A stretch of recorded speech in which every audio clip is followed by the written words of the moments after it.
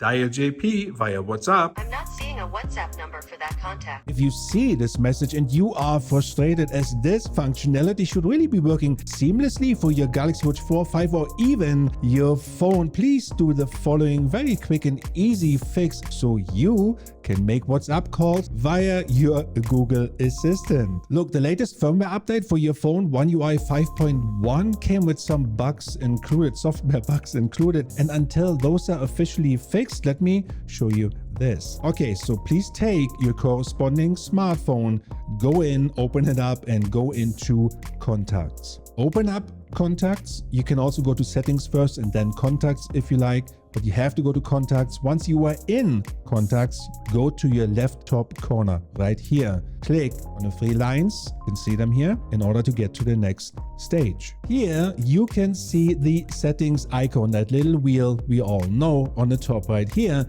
Please click on it, go into settings, and then you will see a drop down menu. Please go down to About Contacts. Right here, click on it in order to go further. Now this screen may be confusing at first, but hold on. It does look like you are at the end of the settings menu. Well, we go further from here into the hidden settings menu. So in order to get to the hidden settings, please tap the word contacts. You can see the word contacts here 9 times. I repeat, 9 times. Once you have done this, you will suddenly see the hidden menu right here, and it is called Third-Party Accounts Visibility. Here you can see a list of third-party accounts, and all you need to do here is toggle on WhatsApp for your contact list in order to make this work. I hope I earned your subscription today. Let me know in the comments below if it worked for you,